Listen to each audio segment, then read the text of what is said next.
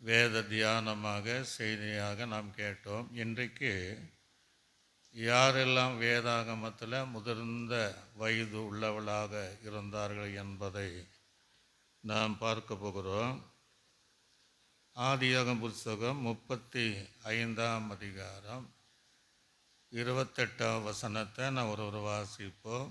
ஆதியாகமம் 30. ஈசாக்கு விருத்தாப்பியமும் பூர்ண ஆயுசு உள்ளவனுமாகி 180 வருஷம் ஜீவித்திருந்து என்று சொல்லப்படுகிறது. ஆக ஆபிரகாம் 175 வருஷம் உயிரோடு இருந்தான். தன் மகனாக ஈசாக்கு 5 வருடம் அதிகமாக 180 வயது உள்ள வரையும் அவன் ஜீவித்தவனாய் காணப்பட்டான் என்பது நமக்கு நல்லா தெரியும். நமக்கு முற்பிதாக்கள் என்று சொல்லக்கூடிய ஆபிரகாம், ஈசாக்கு, யாக்கோபு 3 பேருமே முற்பிதாக்கள். நாம் சில நேரம் ஜபிக்கும் போது ஆபிரகாமின் தேவனும் ஈசாக்கின் தேவனும் யாக்கோவின் தேவனுமாய் இருக்கிற எங்கள் தேவன் என்று நம்ம ஜபத்தில் சில நேரங்களில் முறையெடுக்கிறோம். ஆண்டவராக திரியேக தேவனும் நான் ஆபிரகாமின் தேவனும் ஈசாக்கின் தேவனும் யாக்கோபின் தேவன் என்று அவரும் அநேக இடங்களிலே நான் சொல்லப்படுகிற காரியத்தை நாம் பார்த்தோம். ஆக இங்கே ஆபிரகாம் 175 வருடம் வரை வாழ்ந்தான். எப்படி வாழ்ந்தான் என்று நாம் தியானித்தோம். ஈசாக்கு கிட்டத்தட்ட 5 வருடங்கள் அதிகமாக 180 வயது வரையும் அவன் பூர்ண ஆயுசு உள்ளவனாய் ஜீவித்திருக்கிறான். ஆபிரகாமுக்கு 100 வயதாகும் போது தான் ஈசாக்கை பெற்றுக்கொண்டான். ஆபிரகாமுடைய சரீரங்கள் செத்த நிலைமையில் இருந்தாலும் சாராருடைய கர்ப்பமும் பெண்களுடைய வழிபாடு நின்று அந்த சூழ்நிலைகள் இருந்தாலும் தேவனுடைய அற்புதத்தினால 100வது வயதில் ஈசாக்கை பெற்றுக்கொண்டார். ஆக வயது ஒரு முக்கியம் இல்லை என்பது இங்கே நாம் பார்க்க முடிகிறது. எந்த வயதிலும் ஆண்டவர் நமக்கு பிள்ளை பாக்கியத்தை தருவார் என்பதையும் நான் அறிந்து கொள்ளுவேன். நான் அறிந்த சிலருடைய ஜீவிதத்தில் ஒரு டீச்சரை தெரியும், அவர் ரிட்டையர்மெண்ட் ஆன பின்னாடி தான் அவள் கர்த்தர் குழந்தை பாக்கியத்தை பெற்றுக்கொண்டார். சில பெற்றோர்கள் என்ன நினைக்கிற, திருமணம் ஆகி 1 வருடம் குழந்தை இல்லைன்னு உடனே அவள் அதற்காக பாரப்படுவார்கள். சில 2 வருஷம், சில 3, 4, 5 வருஷம் ஆகும் உடனே. ஆனால் 100வது வயதில் ஆபிரகாமினால் பெற்றெடுத்த பிள்ளை தான் ஈசாக்கு. இதை கேட்கிற தேவ பிள்ளைகளுக்கு தேவன் வாக்கு தத்துவமாக தீர்க்க தரிசனமாக பல வருடங்கள் குழந்தை பாக்கியம் இல்லாதவளுக்கு ஆபிரகாமுக்கு 100 வயதில் கொடுது. அதனால் 100 வயதில் தான் உங்களுக்கு கொடுப்பாருன்னு நான் சொல்லலை. குறித்த நேரத்தில் குறித்த காலங்களில் உங்களுடைய பிள்ளைகளானாலும் கேட்கிற குழந்தை பாக்கியம் இல்லாமல் இருக்கிற தேவன் அந்த குழந்தை பாக்கியத்தை தேவன் தருவார். நீங்கள் ஈசாக்கினுடைய ஜீவிதத்தை பார்த்தீங்கன்னா 60வது வயதில் தான் அவனுக்கு 2 பிள்ளைகள் பிறக்கிறது. 60வது வயதில். அதை நாம் அந்த பகுதி வரும்போது இன்னும் ஆழமாக நான் தியானிப்போம். இந்த ஈசாக்கு நீங்கள் பார்த்தீங்கன்னா இவன் பிறப்பதற்கு முன்பாகவே பெயரிட்டு அழைக்கப்பட்டான். ஆண்டவர் சொன்னார், அவனுக்கு ஈசாக்கு என்று நீ பெயரிட வேண்டும் என்று சொல்லி பிறப்பதற்கு முன்பாகவே பெயரிடப்பட்டவன். இயேசு கிறிஸ்து கூட தான் சொல்லுவாங்க அந்த 1ஆம் மத்தேயுல, அவருக்கு இயேசு என்று பெயரிடுவாயாக, அவர் சகல ஜனங்களையும் பாவத்தை நீக்குகிறவர் என்று அங்கேயும் தூதனால் சொல்லப்படுகிற காரியத்தை பார்க்கும். சகரியாவுக்கு சொன்னது, அவனுக்கு யோவான் என்று நீ பெயரிடு, பிறப்பதற்கு முன்பாக வேதாகமத்தில் அநேகருக்கு பேர் இடுவதை நாம் பார்க்க முடிகிறது. அதே போல் ஈசாக்கு 180 வயது வாழ்ந்த ஈசாக்கு தகப்பன் மூலமாக 100வது வயதில் பெற்ற மகனாக இருந்தாலும்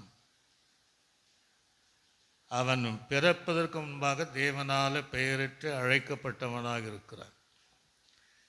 வேதத்தில் ஒரு வசனம் தோன்றுகிறவன் எவனோ அல்லது இருக்கிறவன் எவனோ தோன்றுவதற்கு முன்பாகவே பெயரிட்டு அழைக்கப்பட்டிருக்கிறான் என்று நம்மை குறித்து வேதாகமத்தில் பல காரியங்களை நம்ம பார்க்க முடியுது. இந்த ஈசாக்கு நீங்கள் பார்த்தீங்கன்னா உடன்படிக்கையினுடைய பாத்திரம், தேவனுடைய உடன்படிக்கை நிமித்தமாக பெற்றெடுத்தவன் தான் இந்த ஈசாக்கு. ஆக நீங்களும் நானும் தேவனோடு சில உடன்படிக்கை செய்ய வேண்டும்.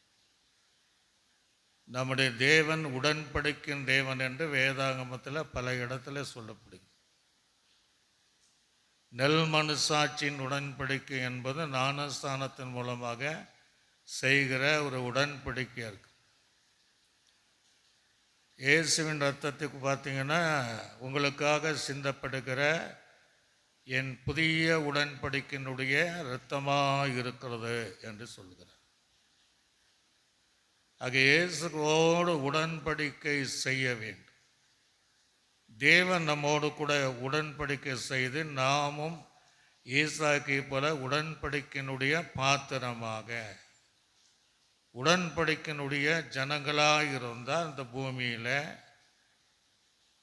நான் 180 வயது என்று சொல்லலை, நான் விரும்புகிற அந்த பூர்ண வயது வரையும் முதிர்ந்த வயது வரையும் வாழ்வதற்கு தேவன் அந்த பலத்தையும் அந்த காலத்தையும் நமக்கு அனுமதித்து தருகிறவர் தான் நம்முடைய தேவனாகிய கர்த்தர் என்பதை நாம் அறிய வேண்டும்.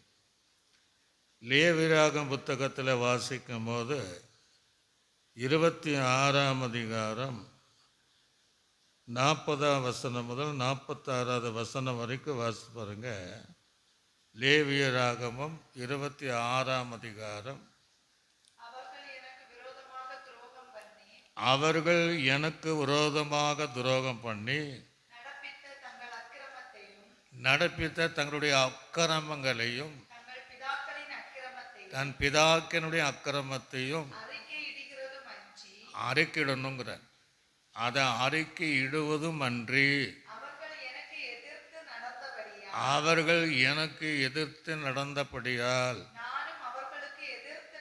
நான் அவர்களுக்கு எதிர்த்து நடப்பேன். அவருடைய சத்துருக்களின் தேசத்திலே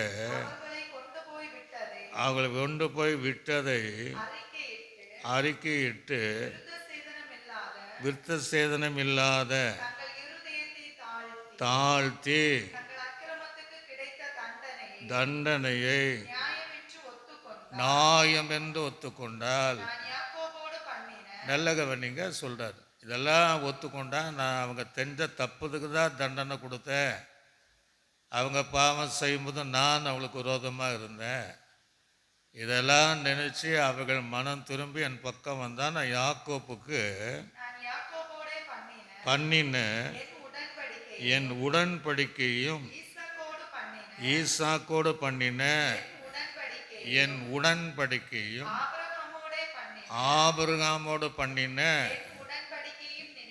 நினைப்பே தேசத்தையும் நினைப்பேன்.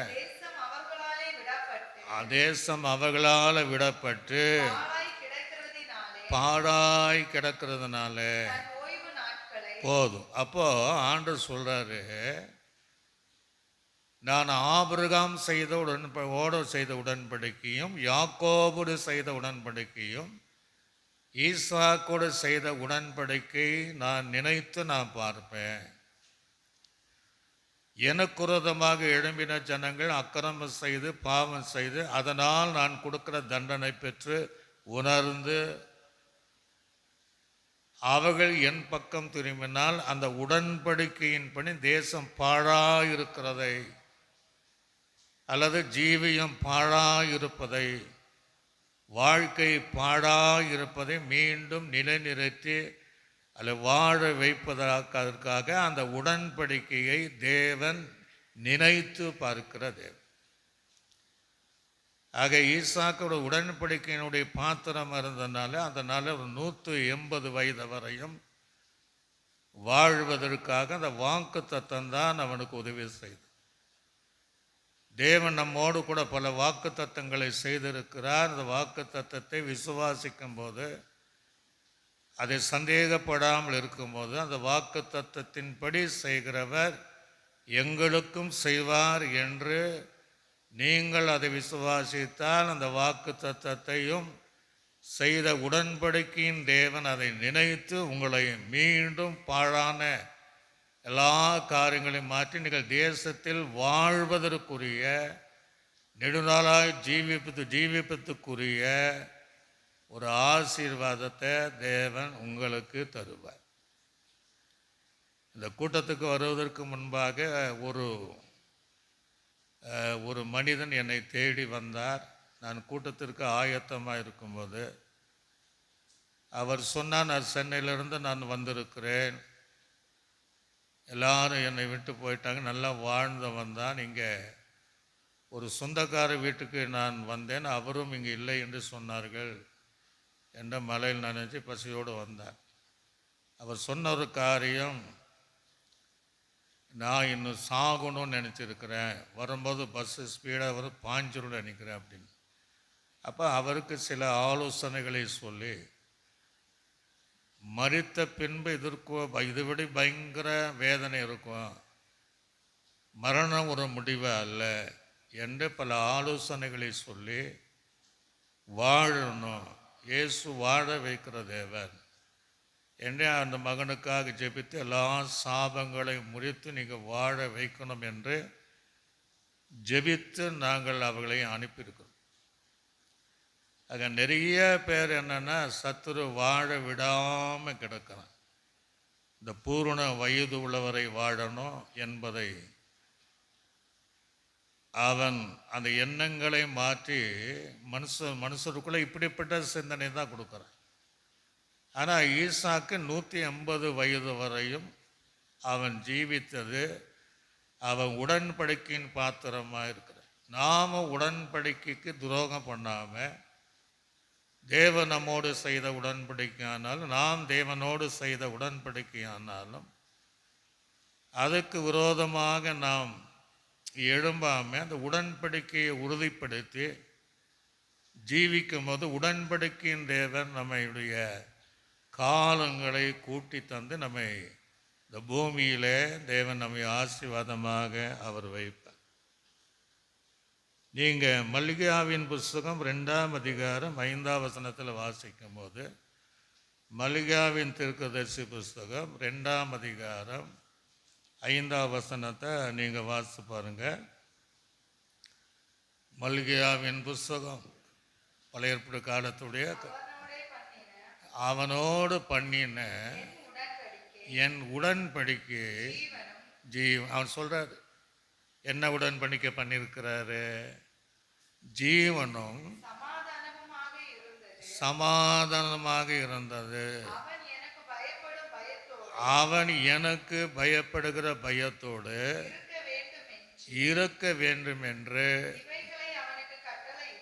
இவைகளை நான் அவனுக்கு கட்டளையிட்டேன். அப்படியே பயந்தது போதும். அப்போ ஆண்டவர் சொல்கிறாரு, என்னுடைய உடன்படிக்கை என்ன?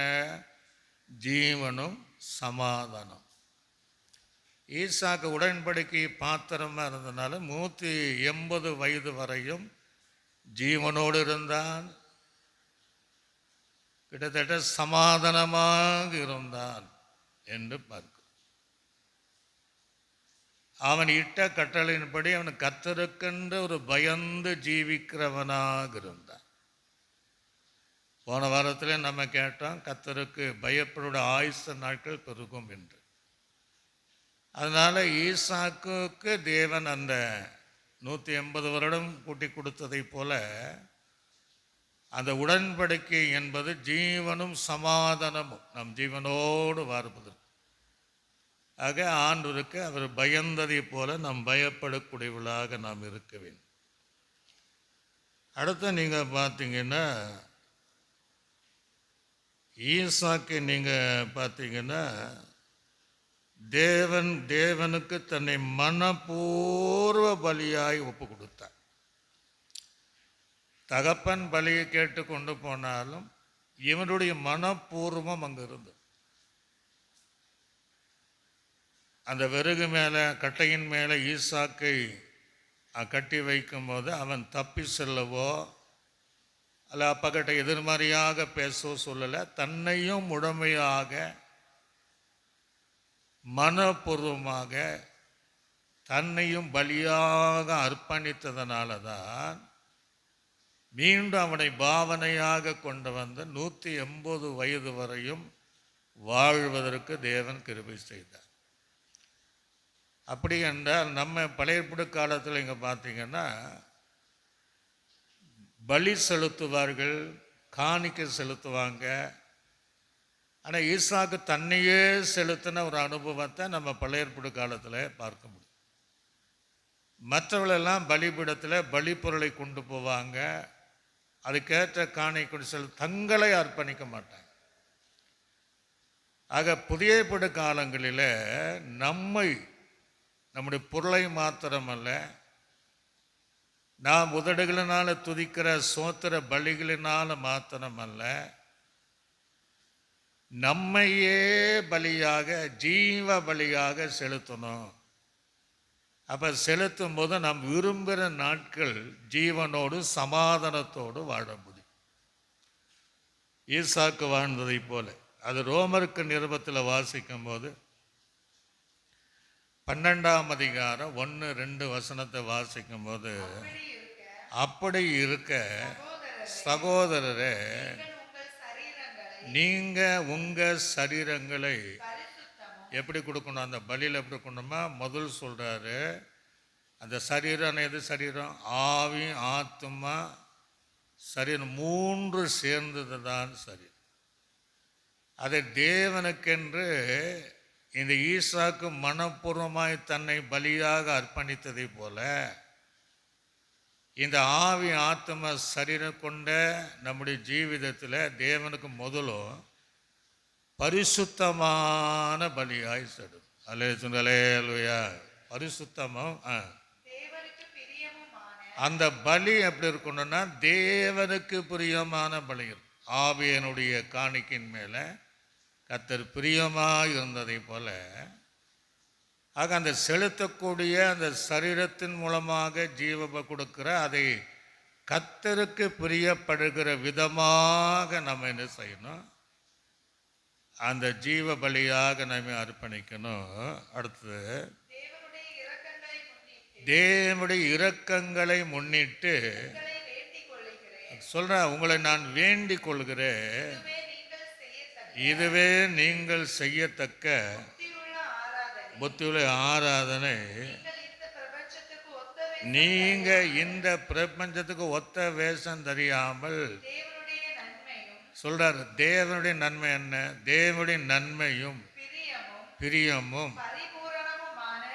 எல்லாமே பரிபூர்ணமான ஜீவன் சொல்லலாம். பரிபூர்ணமான சித்தம் இன்னதென்று பகுத்தறியத்தக்கதாக உங்கள் மனம் புதிதாகிறதுனால மறுரூபமாகுங்கள் என்று சொல்கிறார். அங்கே உங்கள் சரீரங்களை ஜீவ பலியாக தேவனுக்கு என்ன செய்யணுமா? அர்ப்பணிக்க வேண்டும். இது ஈசாக்கு நீங்க பார்த்தீங்கன்னா அவன் மனப்பூர்வமாய் தன்னை பலியாக அர்ப்பணித்தான். ஆக நம்ம ஜீவிதத்திலும் ஜீவ பலியாக இந்த சரீரத்தை, பொருளை மாத்திரமல்ல, நம்மையும் ஜீவ பலியாய் மனப்பூர்வமாக நாம் அர்ப்பணிக்கும். அப்போ தேவன் நாம் விரும்புகிற காலங்கள் அல்லது அவர் விரும்புகிற காலங்கள் வரையும், ஏன்னா மனுஷனுடைய நாட்கள் கர்த்தருடைய கரத்திலே இருக்கிறது என்று பைபிள் இருக்கு. அவர் நம்மை அற்புதமாக அந்த காலம் வரையும் தேவன் நம்மை நடத்துவார். இப்போ நீங்கள் ஈசாக்கினுடைய அடுத்த கதை நீங்கள் பார்த்தீங்கன்னா அவன் தன் தேவ சித்தத்தின்படி விவாகம் செய்தான். தானாக ஒரு வாழ்க்கை துணையை தெரிந்து கொள்ளவில்லை. தேவ சித்தம் ஏதோ அதுதான் ஆபிரகாம் சொல்லிவிட்டார். எலிஜர் அதுக்கு தான் ஜெபம் பண்ணி இது கத்தரால் வந்தது என்று சொல்லத்தக்க அந்த பிதாவின் சித்தத்தின்படி, அந்த தேவ சித்தத்தின்படி விவாகம் செய்து கொண்டதனால 180 வயது வரையும் அவன் வாழ்கிறவனாக இருந்தான். அல்லேலூயா. இனி நிறைய பேர் பார்த்தீங்கன்னா தேவ சித்தத்தின்படி திருமணம் நடப்பது இல்லை, மனித சித்தத்தின்படி தான் திருமணம் நடக்குது. மனித சித்தத்தின் திருமணம் நடப்பதனால அந்த குடும்பங்கள் சில நேரங்களில் பிரிந்து போகிறது. சிலர் மாறி மாறி என்ன செய்கிறாங்களா, தற்கொலை பண்ணுகிறாள் என்பது நிறைய காரியத்தை நம்ம பார்க்குறோம். ஒரு திருமணம் என்பது தேவ சித்தத்தின்படி நடந்தால் கடைசி வரையும் அவர்கள் வாழ்ந்து சுகமாக இருப்பார்கள். ஆக ஈசாக்கு தேவ சித்தத்தின்படியே அந்த விவாகத்தை செய்து முடித்தார். அல்லேலூயா. எபேசருக்கு நிருபத்தில் 5ஆம் அதிகாரம் நீங்களும் நான் அப்படின்னா தேவ சித்தம் செய்யக்கூடியவளாக இருக்கிறது. மனித சித்தம் அல்ல, சுய சித்தம் அல்ல, தேவ சித்தம் எது என்று வேதாகமத்தில் ஆராய்ந்து பார்த்து தேவ சித்தத்தின்படி நடந்தால், அந்த சித்தத்தின்படி வாழ்ந்தால், அந்த சித்தத்தை நிறைவேற்றினால் நெடுநாள் நிறைந்த வாழ்க்கையை கற்றுத் தருவார். அநேக தேவ சித்தத்தின்படி வாழ்வதில்லை, தேவ சித்தத்தை செய்வதும் இல்லை, தேவ சித்தத்தை விரும்புவதும் இல்லை.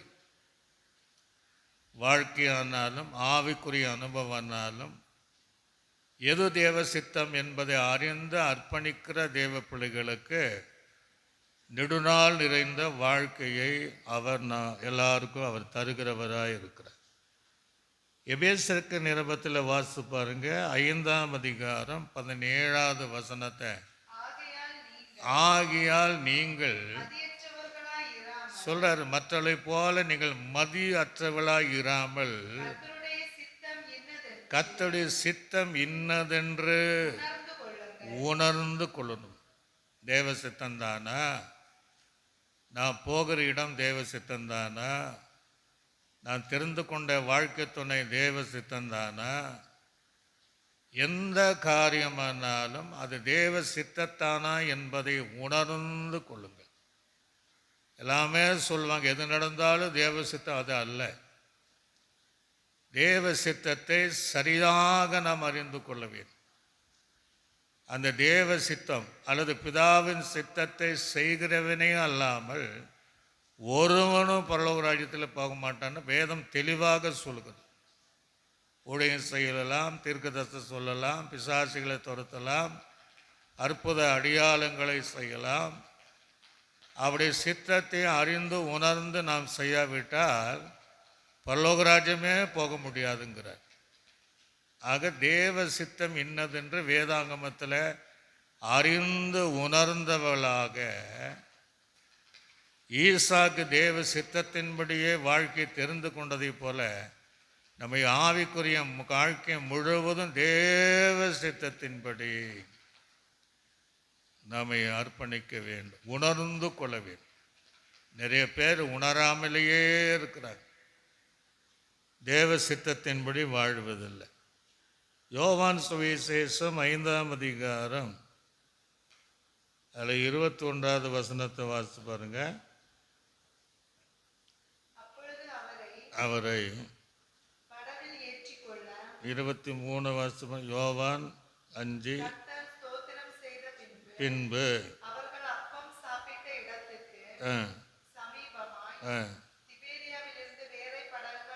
சரி, அங்கே ஒரு வார்த்தை சொல்லப்படுகிறது, இயேசு கிறிஸ்துவே எந்த காரியமானாலும் பிதாவே உமக்கு சித்தமானால் அவரும் பிதாவின் சித்தத்தை செய்ததை போல நீங்களும் நானும் ஈசாக்கை போல பிதாவின் சித்தத்தின்படி வாழ்ந்ததை போல நீங்களும் நானும் அவருடைய சித்தத்தை சார்ந்து சித்தத்தின்படி வாழ்ந்தால் நாம் விரும்புகிற நாட்களில் வருஷங்களையும் இந்த பூமியிலே சமாதானமாய் வாழ்வதற்கு தேவன் கிருபை செய்வார். இன்னும் ஈசாக்கை நீங்கள் பார்த்தீங்கன்னா அவனுக்கு விட்டு கொடுக்குற மனப்பான்மைகள் இருந்தது. இன்றைக்கி நிறைய பேருக்கு விட்டு கொடுக்குற மனப்பான்மை இல்லை. கணவன் மனைவிக்குள்ளே விட்டு கொடுக்குற மனப்பான்மை இல்லை. மாமியார் மருமகளுக்குள்ளே விட்டு கொடுக்குற மனப்பான்மை இல்லை. அண்ணன் தம்பிக்குள்ளே விட்டு கொடுக்குற மனப்பான்மை இல்லை. பல இடங்களில் பலரை பார்த்திங்கன்னா விட்டு கொடுக்காத நிலைமை பார்க்கிறோம். ஈசாக்கு ஆபிரகாம் தகப்பன் வெட்டின துறவை அதை சுத்திகரித்து வெட்டும்போது அங்கே பெலிஸ்தர்கள் அதை தடை பண்ணாங்க. அவன் விட்டு கொடுத்தான் என்று பார்க்கிறோம். அப்போ தான் கர்த்தர் உங்களோடு இருக்கிறார் என்பதை அவங்களை அறிந்து கொண்டார்கள். நமக்கு விட்டு கொடுக்குற மனப்பான்மை இருக்கணுங்க. அது ஆயிலை கூட்டி தரும். சிலருக்கு அந்த விட்டு கொடுக்குற மனப்பான்மை இருக்கவே இருக்காது. நான் சொல்றதா சரியும்பாங்க. அவள் எதிராக செயல்படுவோம், நாங்கள் சொல்றதா சரியும்பாங்க. ஒருத்தருக்கு அந்த விட்டு கொடுக்குற மனப்பான்மை இல்லாமனால வாழ்நாள் குறுகி போனவர்கள் நிறைய பேர் இருக்கிறாங்க. ஆக ஈசாக்கை போல விட்டு கொடுக்கிறவளாக இருக்க வேண்டும். அதனால தான் ஈசாக்கு 180 வயது வரையும் வாழ்ந்தவனாக இருந்தான். அல்லேலூயா சொல்லுங்க. அல்லேலூயா. தகப்பனை காட்டிலும் 5 வருடம் அதிகமாக வாழ்ந்தான். ஆக ஈசாக்கை போல விட்டு கொடுக்கிற மனப்பான்மை இருக்க வேண்டும். அடுத்து ஈசாக்குள்ள கீழ்ப்படிதல் இருந்துச்சு. கீழ்ப்படிதல் ஆதியாகமம் 26ஆம் அதிகாரம் 23வது வசனத்தில் வாசிக்கும் போது என்ன சொல்றாரு? ஆதியாகமம் 26ஆம் அதிகாரம் 2ஆம் வசனம் 3ஆம் வசனத்தை வாசி. தரிசனமாகி நீ எகிப்துக்கு போகாமல் குடியிரு, இந்த தேசத்தில் வாசம் பண்ணு, நான் உன்னோடு கூட இருந்து உன்னை ஆஸ்வதிப்பேன். போதும். அப்போ அவன் அந்த பஞ்சத்தின் நிமித்தமாக, மழை இல்லாத நிமித்தமாக அவன் வேற ஒரு இடத்துக்கு கடந்து போக நினைத்த போது கர்த்தர் அவனோடு பேசினார். நீ இங்கே இரு, நீ போகாத, நான் உன்னை ஆஸ்வதிப்பேன், நான் உன்னோடு இருப்பேன்னு சொன்ன உடனே அதற்கு எப்படி ஆண்டவரே இங்கே மழை இல்லை, ஒன்றும் இல்லை, பஞ்சக்காலம் இருக்கிறத என்று திருப்பி கேட்காம அவன் தேவனுக்கு கீழ்ப்படிந்தான். தாய் தகப்பனுக்கும் கீழ்ப்படிந்தான். அதையும் நம்ம பார்க்கணும். தகப்பனுக்கு கீழ்ப்படிந்ததுனால கூடவே போன, விறகு சுமந்துட்டு போனா, படுத்தான். அப்போ பெற்றோருக்கு கீழ்ப்படிந்தான், தேவனுக்கும் கீழ்ப்படுகிறவனாக இருந்தான். போன வாரமே நம்ம கேட்டோம், ஒருவன் நன்றாக இருப்பதற்கும் நீடித்த நாட்களை வாழ்வது தாய் தகப்பனை கண்ணப்பாப்ப கனப்படுத்தினான். தேவனுக்கு கீழ்ப்படிந்தான், தேவனுடைய சொல்லுக்கு கீழ்ப்படிந்தான். அதனால் அவன் 180 வயது வரையும் வாழ்வதற்கு அந்த கீழ்ப்படிதல் அவனுக்கு உதவி செய்தது. அல்லேலூயா. கீழ்ப்படிதல் ரொம்ப அவசியம். சங்கீதம் 18ஆம் சங்கீதம் 44வது வசனத்தில் வாசிக்கும் போது, 18ஆம் சங்கீதம் 44வது வசனம்,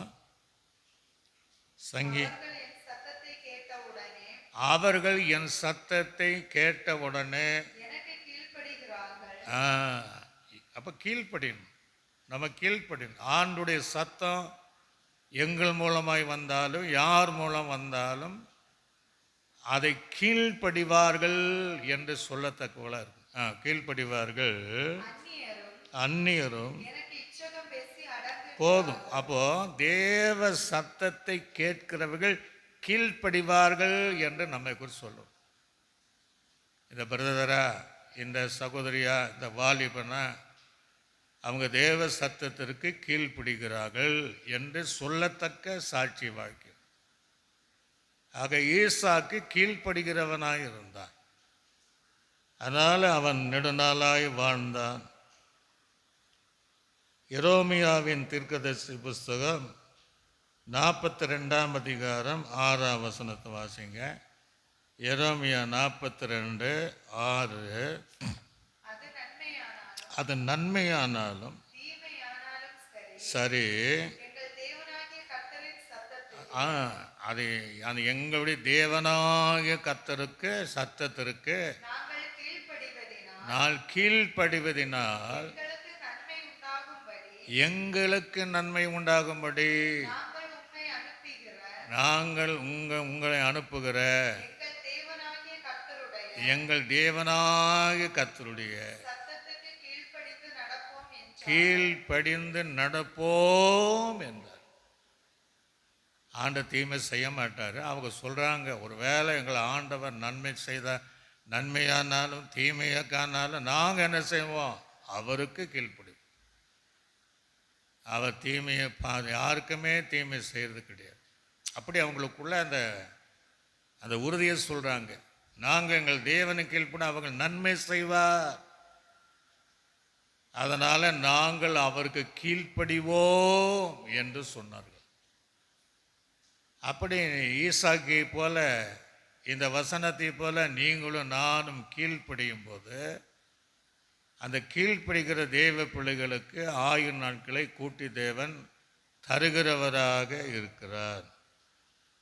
ரோமருக்கு நிருபம் 6 அதிகாரம் 17 வசனத்தை வாசிக்கும் போது, ரோமருக்கு நிருபம் 6, முன்னே நீங்கள் பாவத்திற்கு அடிமையாக இருந்தும் இப்பொழுது உங்களுக்கு ஒப்புவிக்கப்பட்ட. அப்போ எதுக்கு கீழ்ப்படியணும்? முன்னே நீங்கள் அப்படிலாம் இருந்தீங்க, இப்போ உபதேச சட்ட திட்டத்திற்கு நீங்கள் மனப்பூர்வமாய் கீழ்ப்படிந்ததனால தேவனுக்கு ஸ்தோத்திரம். அல்லேலூயா. ஆக பவுல் சொல்லும் போது நீங்கள் இப்போ மனப்பூர்வமாக நீங்கள் கீழ்ப்படிந்தீர்கள்.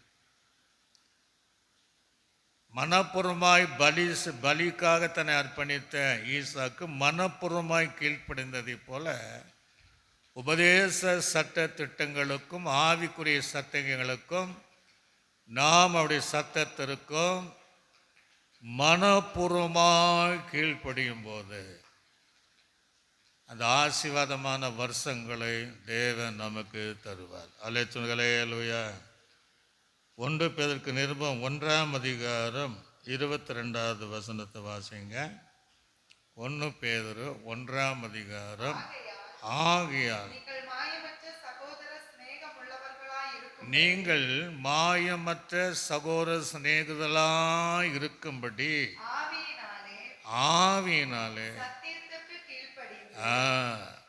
சத்தியத்திற்கு கீழ்ப்படிந்து உங்கள் ஆத்துமாக்களை சுத்தமாக்கி கொண்டவளாய் இருக்கிறபடியால் சுத்த இருதயத்தோடு ஒருவர் ஊக்கமாய் அன்பு கூறு. அப்ப இங்கே அத்தான் சொல்றார், ஆணுடைய சத்தியத்திற்கு நாம் கீழ்ப்படிய வேண்டும்.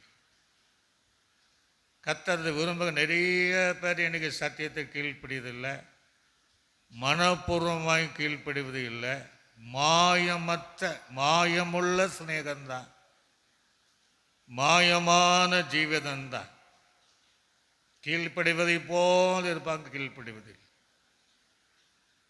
ஆக நாம் கீழ்ப்படிய வேண்டும், சத்தியத்திற்கு கீழ்ப்படிய வேண்டும்.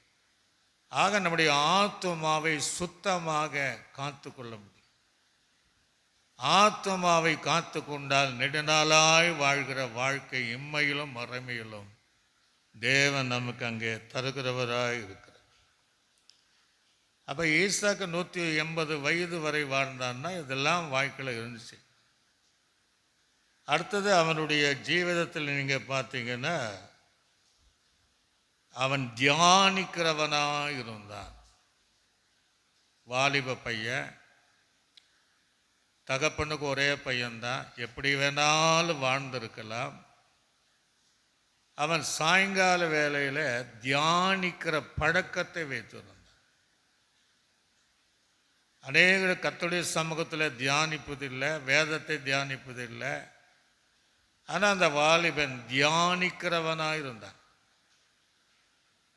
அந்த வசனத்தில் வாசிக்கும் போது ஆதியம் 26 2ஆம் வசனமும் 3ஆம் வசனம் வாசிக்கும் அந்த வசனம் 24 63 24 வசனத்தில் ஈசாக்கு சாயங்கால வேளையில் தியானம் பண்ண வெளியே போதும் தியானம் பண்ண ஒரு நேரத்தை வைத்திருந்த தியான நேரம், தேவ சமூகத்திலிருந்து தியானிக்கிற நேரம், அது வெளியே தனிமையாக போய் தியானிக்கிற பழக்கத்தை வைத்திருந்த. இன்றைக்கி நிறைய பேரை நம்ம பார்க்க முடியல. சங்கீதக்காரனுக்கு அந்த அனுபவம் இருந்து கர்த்தருடைய வேதத்தின் மேல் பிரியமாக இருந்து இரவும் பகலும் தியானிக்கிற மனுஷன் பாக்கியன். அவன் நீர்காலில் ஓரமாய் நடப்பட்டு தன் காலத்தில் கனி தந்து இலையுதிராத அப்படின்னு அர்த்தம். ஆயுசு குறை இலையுதிராத மரத்தை போல இருப்பான், அவன் செய்வதெல்லாம் வாய். தியானிக்கிற பழக்கம் நம்ம இருக்கணும். ஈசாக்குக்கு அது இருந்தது. இன்னைக்கு அநேகர் வேதத்தையே எடுக்கிறது இல்லை, வசனத்தையே அவர்கள் வாசிக்கிறது இல்லை, பிரசங்க பண்ணுகிற வார்த்தையில் கூட கவனிப்பதில் வேதாகம திறந்து பார்ப்பதும் இல்லை. அப்போ எப்படி ஆண்டவர் காலங்களை கூட்டி கொடுப்பா? தியானிக்கிற பழக்கம் ஈசாக்குக்குள்ளே இருந்தது என்று வேதம் சொல்லுகிறது. நீங்கள் வாசித்து பார்த்தீங்கன்னா சங்கீதம் 119 148 கூட தாவீது சொல்லும் போது 119ஆம் சங்கீதம் 148வது வசனத்தில் வாசிக்கும் போது தியானிக்கும்படி குறித்த ஜாமத்திற்கு முன்னே விழித்து கொள்ளுங்கிற அந்த ஜாமம் அந்த தியானிக்கிற நேரம் வருவதற்கு முன்பே ஒரு நேரத்தை வச்சிருந்தா என் கண்கள் விழித்து கொள்ளும். அதான் சொல்கிறேன், அந்த வசனத்தை தியானிக்கும் போது எனக்குள்ளே அனல் உண்டாச்சுங்கிறான். ஒரு குறிப்பிட்ட நேரம் வைத்து ஈசாக்கி தியானிக்கிறவனாய் தாவீது அந்த அனுபவத்தில் இருந்தார். ஆக நீங்களும் நாலு வேதத்தில் தியானிக்கிற ஒரு குறிப்பிட்ட நேரங்களில் தேவ சமூகத்தில் இருந்து சிலர் வச்சிருக்கிறாங்க. நிறைய பேரை நான் பார்த்துருக்கிறேன், அவங்க சுகபலத்தோடு இருக்கிறாங்க. ஆக தியானிக்கிற பழக்கம் நமக்கு வேண்டும். அதுக்கு பின்னாடி தியானிக்கிறவனாக இருந்தால் அவன் ஜெபிக்கிறவனாய் கண்டிப்பாக இருந்திருப்பான். ஈசாவுக்கு ஜெபிக்காதான் இருந்திருக்க முடியும். அவன் நல்ல ஒரு ஜெப வீரனாக நிச்சயமாக இருந்ததுனால 180 வயது வரையும் வாழ்ந்தார். நம்ம கூட தாழ்த்தி நம்ம ஜெபம் பண்ணணும். 2 நாளாங்க புஸ்தகத்தில் 7ஆம் அதிகாரம் 14வது வசனத்தை வாசிக்கும் போது 2 நாளாகமும் 7ஆம் அதிகாரம் என் நாமம் தரிக்கப்பட்ட என் ஜனங்கள் தங்களை தாழ்த்தி ஜெபம் பண்ணி என் முகத்தை தேடி பொல்லாத வழிகளை விட்டு திரும்பினால் அப்பொழுது பரலோகத்தில் இருக்கிறத நான் கேட்டு மன்னித்து சேமத்தை தேசத்துக்கே கொடுப்பேன்ட்டார். அப்போ நமக்கு தராமல் இருப்பார். தேசமே சேமமாக இருக்குன்னா தேசத்து உள்ளவர்கள் எப்படி இருப்பாங்க? சுகபலத்தோடு ஆரோக்கியோடு இருப்பதற்காக தாழ்த்தணும், பொல்லாத வழியில் விடணும், பாவத்தை விடணும், தேவனுடைய முகத்தை தேடணும். அப்போ சொல்கிறாரு, தேசத்திற்கே நான் சேமத்தை கொடுப்பேன். அப்போ நமக்கு தராமல் இருப்பாரா? தேவன் நிச்சயமாக தேவன் நமக்கு தருவார். ஆபிரகாமுக்கு ஈசாக்குக்கு என்ன வித்தியாசம்? ஆபிரகாம் 175 நல்ல பார்வை இருந்தது, பார்வை இருந்துச்சு. ஆனால் ஈசாக்குக்கு அந்த பார்வை மாத்திரம் மங்களாக இருந்துச்சான். நான் அதை ரொம்ப நேரம் சிந்திச்சு பார்த்தேன். 150 வயது வரை நடத்தின பேசுகிறாரு, நல்லா சாப்பிட்றாரு, கடைசி அதுதானே கேட்குறாரு. ஆனால் அவனுடைய பார்வை மங்களாக இருந்தது என்று வேதம் சொல்லு. அப்போ எனக்கு ஒரு கேள்வி, ஏன் ஆபிரகாமுடைய பார்வை நல்லா இருந்துச்சு? அவன் பார்வையெல்லாம் நல்லா தான் இருந்துச்சு. ஏன் ஈசாக்குடைய பார்வை அத்தனை வயது இருந்தாலும் மங்களாக இருந்தது அப்படின்னா யாருன்னு தெரியாது. சத்தத்தை கேட்டால் மாத்திரம் அவனுக்கு தெரியும். சிலரை பார்த்தீங்கன்னா காது கேட்காது, பார்வை மங்களாக இருக்கும். ஒரு அம்மா ஒரு முறை வயதான அம்மா என்கிட்ட சொன்னாங்க, அது மங்களான பார்வை, பார்வையும் இல்லை காதும் இல்லை. அப்போ அவங்க சொன்னாங்க, நல்லதாகி போச்சுப்பா சார், வீட்டில் நடக்கிற சண்டை, மகனுக்கும் மருமகளுக்கும் சண்டை நடக்கிறத என் காது இல்லாதனால, கண்ணு மங்களாக்கனால நான் ரொம்ப சந்தோஷமாக படுறேன். அப்போ சில நேரங்களில் சில காரியங்களுக்காக அப்போ ஈசாக்குக்கு ஒரு மங்களான பார்வை உள்ள அனுமதி கொடுத்தார். அவரால் நல்ல பார்வை கொடுத்திருக்க முடியும், ஆனால் அவனுக்கு மங்களான பார்வை அப்படின்னு வேதாகமத்தில். ஏன் அப்படிங்கிற ஒரு கேள்வி. நீங்கள் வாசித்து பார்த்தீங்கன்னா ஆதிகாமம் 27ஆம் அதிகாரம் 1ஆம் வசனம் முதல் 4ஆம் வசனம் வரைக்கும் வாசித்து பாருங்க. முதிர்ந்த 180 வயது ஆனதினால் இருளடைந்து, பார்வையில் இருளடைந்து பார்வை அற்ற போன போது, இப்போ அங்கே ஒரு சம்பவம் நடக்குது. இங்கே ஒரு நான் உணர்ந்து கொண்ட ஒரு சத்தியம், ஒருவேளை ஈசாக்குக்கு பார்வை நன்றாக இருந்திருந்தால், பார்வை சரியாக தெளிவுள்ள பார்வையாக இருந்திருந்தா என்ன செய்வான்னா, அவன் நிச்சயமாக ஏசாவை தான் ஆசீர்வதித்திருப்பான். ஏன்னா மூத்த மகனுக்கு தான் எல்லாம் ஒரு ஆசீர்வாதம். அவனுக்கு தான் சொல்றாரு, சீக்கிரம் போய் என்னுடைய நான் விரும்புகிற பதார்த்தங்களை ருசியாக சீக்கிரமாய் நீ கொண்டு வாங்க ஏசகதான் சொல்றார். அந்த பார்வைகள் அற்று போனதுனால அவன் தவறி யாக்கோபை ஆசீர்வதிக்கிறத நம்ம பார்க்குறோம். சில நேரங்களிலே அது நன்மைக்கு எதுவாக கர்த்தர் சில நாள் நடத்துகிறார். அதை நினச்சி பார்த்தா எனக்கு ஒரு ஆச்சரியம் தான். ஒருவேளை பார்வை இருந்தால் நிச்சயமாக ஏசா ஒருவேளை ஆண்ட தடுக்க இருக்கலாம், தடுக்காமல் இருக்கலாம், ஆனால் அது வழக்கத்தின்படி ஏசாவை தான் அவன் ஆசீர்வதிச்சிருப்பான். ஆனால் நம்ம யாக்கோபை குறித்து நம்ம பேச முடியாத ஒரு சூழ்நிலை நமக்கு இருந்திருக்கும். அப்போ அந்த சூழ்நிலையில் தேவன் சில நன்மைக்காகவே அந்த மங்களான பார்வை அற்ற இருளடைந்த ஒரு சூழ்நிலை கொடுக்குறார். அதான் அம்மா காரியதெல்லாம் கேட்டுட்டு யாக்கோபை அழைத்து, நீ போப்பா, உங்கள் அப்பா இப்படி சொல்லியிருக்கிறாரு, நீ மந்தளை போய் நீ கொண்டு வா, நான் உனக்கு ஏற்றபடி செய்து தரேன் என்று அந்த ஆட்டினுடைய ரோமமுள்ள தோலெல்லாம் உடுத்தி ஏசாவை போல பேச வைத்து, அப்படியே தகப்பனை போல, சரீரம் ஏசாவை போல இருக்கு, சத்தை யாக்கோபை போல இருக்குன்னு கன்ஃபியூஷன் ஆகி அந்த ஏசாவை ஆசீர்வதிக்க பதிலாக அவன் யாக்கோபை ஆசீர்வதித்தார். இந்த நாள் வரையும் அவர் யாக்கோபின் தேவன் என்று அறியப்படுகிறார். அல்லேலூயா.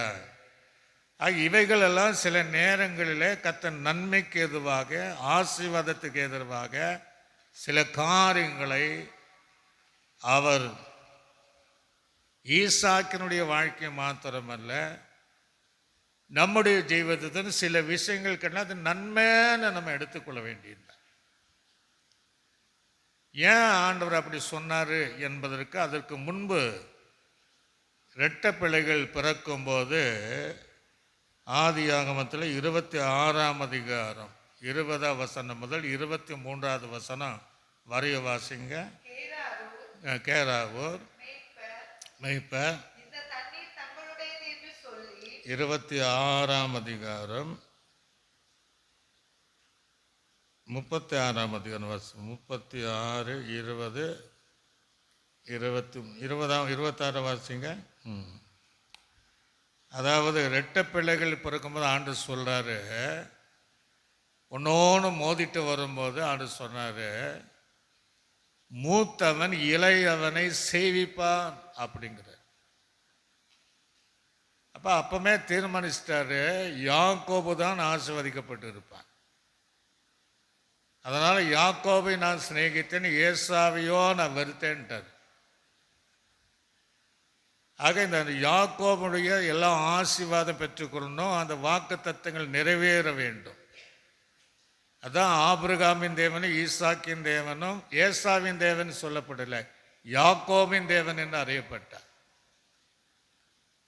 அதற்காக அந்த கண்கள் மங்கலான நேரங்களில் யாக்கோபு தேவனுடைய சித்தத்தின்படி திட்டத்தின்படி அந்த முழுமையான ஆசீர்வாதத்தை பெற்றுக்கொள்வதற்கு அந்த மங்கலான பார்வை ஒரு காரணமாக இருந்தது. அல்லேலூயா. சில நேரங்கள் அவ்விதமாய் கர்த்தர் நடத்துவார். அதே போல ஆபிரகாமுக்கு கண் பார்வை உள்ளவனாகவும் கர்த்தர் வைப்பார். ஆக ஈசாக்கு தகப்பனை காட்டிலும் 5 வருடம் அதிகமாக 180 வயது வரையும் அவன் வாழ்ந்தான் என்று சொல்லப்படுகிறது. ஆக நீங்களும் நான் யாரை போல இருக்க வேண்டும்? ஈசாக்கை போல தேவனுக்கு எல்லா விதத்திலும் உண்மை உள்ளவளாக, கீழ்ப்படுகிறவளாக, வாக்கு தத்தத்தின் பிள்ளைகளாக அல்லது உடன்படிக்கையினுடைய பாத்திரமாக, தேவனுக்கு கீழ்ப்படுகிறவளாக, மனப்பூர்வமாய் தேவனுக்கு பலி செலுத்தக்கூடியவளாக நம்முடைய ஆவி ஆத்ம சரீரத்தை தியானிக்கக்கூடியவளாக, ஜெபிக்கிறவளாக நாம் இருக்கும்போது நம்முடைய காலங்களும் 180 வயது நான் சொல்ல வரல, இப்போ இருக்கிற காலத்துக்கு ஏற்றபடி நம்முடைய ஜீவிதத்தை மாற்ற இயேசு போதுமானவர். அல்லேலூயா. ஆக அப்படி இருக்க நம்மை அர்ப்பணிக்க வேண்டும்.